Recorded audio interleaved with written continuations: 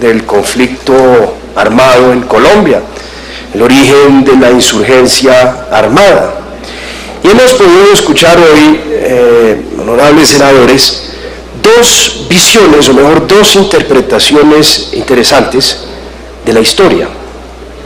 Una primera, literal, plana, episódica, una línea de eventos y circunstancias secuencial que termina siendo, por supuesto, prosaica, porque es un relato, es un cuento. Dijo fulano, la reunión fue en tal fecha, fue antes, y que no aborda naturalmente el estudio de elementos subyacentes como los conflictos económicos por la tierra, los conflictos o las contradicciones mismas del Estado en el territorio, la falta de una presencia permanente o constante en el mismo. Y esos relatos literales, lineales, de eventos y de secuencias, como son relatos, pues permiten, por supuesto, acomodar muy bien los hechos, la historia, al mensaje político que se quiera enviar. Es decir, no es una forma de expresar o de explicar la historia que adecúe el intelecto a la realidad, sino que adecúa la realidad a su mensaje político. La insurgencia en ningún momento tuvo origen en un problema de tierras, porque en tal fecha o en tal fecha o en tal circunstancia o en tal momento, y se juega con eso permanentemente. Pero también vimos, senador Roy Barreras, otra lectura de la historia, y es básicamente el mito fundacional, que es muy propio de los movimientos insurgentes, en este caso de las FARC. Hay un mito fundacional, una historia de despojo, de persecución y de injusticia, que es muy cómoda también porque permite justificar y adaptar luego los excesos, la violencia, a una injusticia de origen, a una injusticia que es el punto de partida de todo. El mito fundador o el mito fundacional. Al senador del Centro Democrático le permite caer en el negacionismo, su visión lineal, plana y literal de la historia. Niega la existencia de un conflicto con la tierra y el origen que éste pueda tener, es decir, justifica el actual estado de cosas de la tierra en Colombia, que es un Gini de 0,85%, casi desigualdad total. Y en el caso también, lo hacía el senador Julián Gallo, pues tiene un mito fundacional sobre la insurgencia, y eso permite inclusive disimular o justificar o explicar, como lo quieran ver, por ejemplo, la compenetración de las FARC con el narcotráfico a finales de los 80s, a principios de los 80s, en los 90s, y muchos de los actos de terror y barbarie que cometieron en nombre de esa injusticia originaria. Bueno, la historia, como ciencia, va más allá.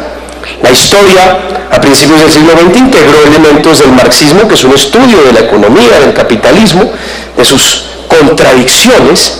Es una gran ciencia descriptiva el marxismo, y enriqueció muchísimo esta ciencia.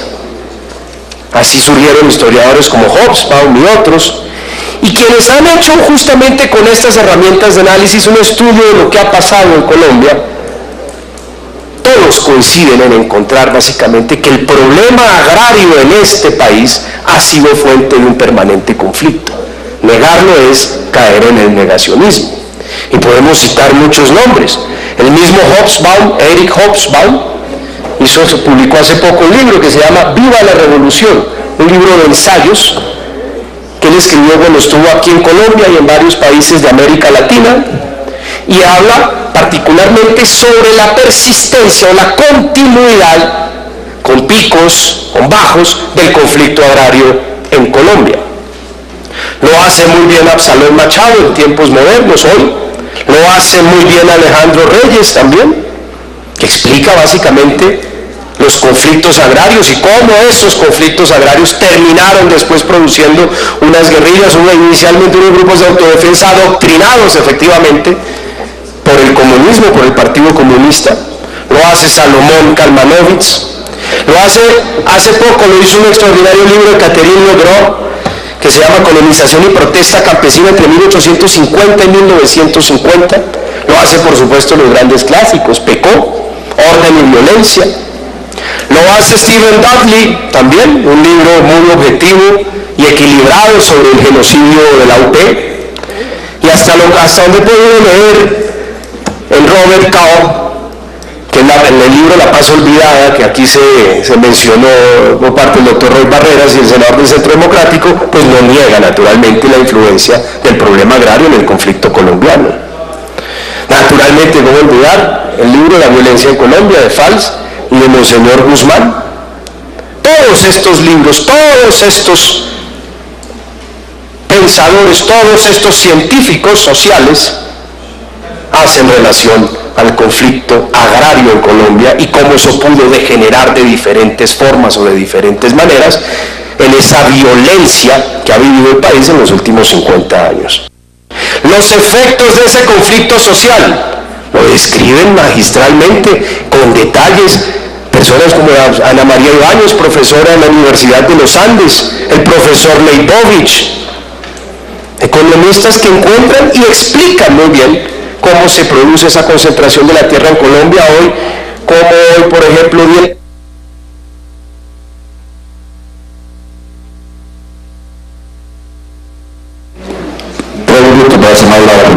o explican muy bien básicamente cómo existe hoy una concentración del 80% de los predios, solamente poseen el 10% de la tierra.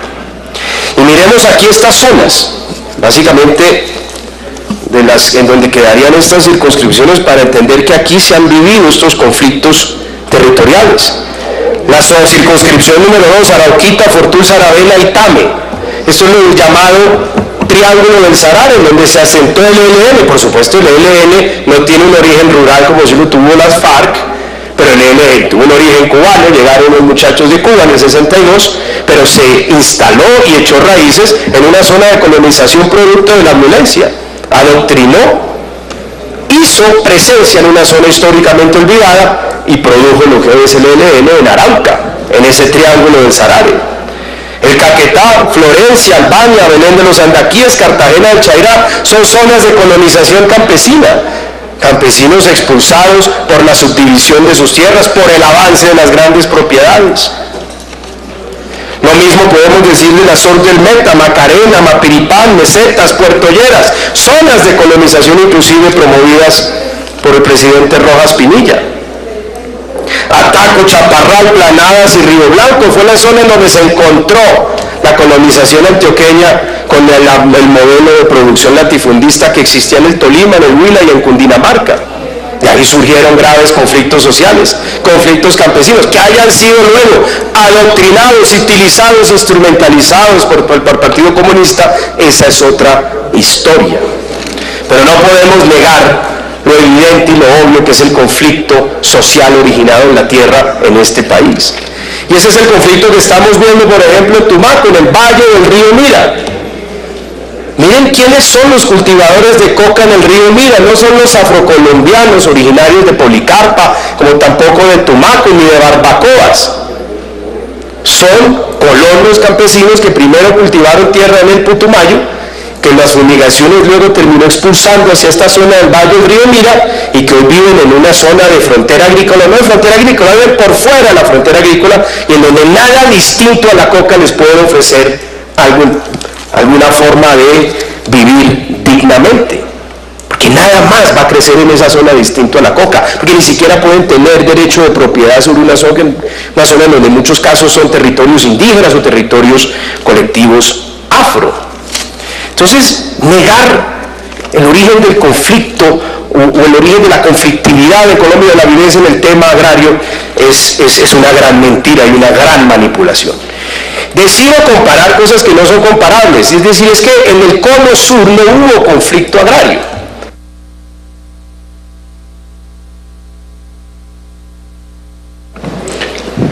Por favor, que mucho de tolerar. Como en el cono sur, decía aquí un senador del Centro Democrático, no hubo conflicto, no hubo guerrillas comunistas en el campo, pues eso indica que en Colombia no hubo conflicto agrario. Es una gran manipulación también, es comparar cosas que no son comparables.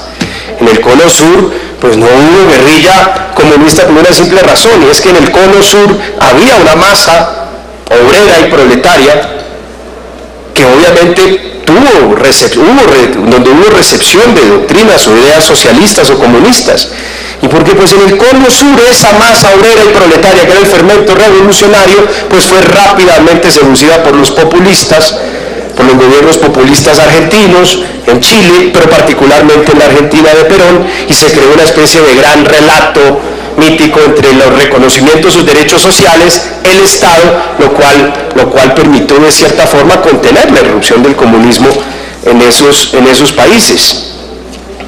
Entonces, pues, yo creo que eso nos lleva a ser muy sinceros, particularmente con la historia de nuestro país, a entender la realidad y a buscar sin duda soluciones de fondo reales a estos conflictos. Estas son zonas del país en donde no ha habido presencia del Estado y en donde ha habido un conflicto de tierras o donde ha habido expulsión de muchos colonos.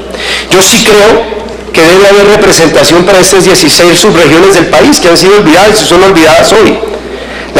La gran discusión que tiene que haber en esta comisión es cómo lo vamos a lograr, cómo lo vamos a hacer, porque efectivamente son poblaciones abocadas al cultivo de la droga y al narcotráfico, en muchos casos.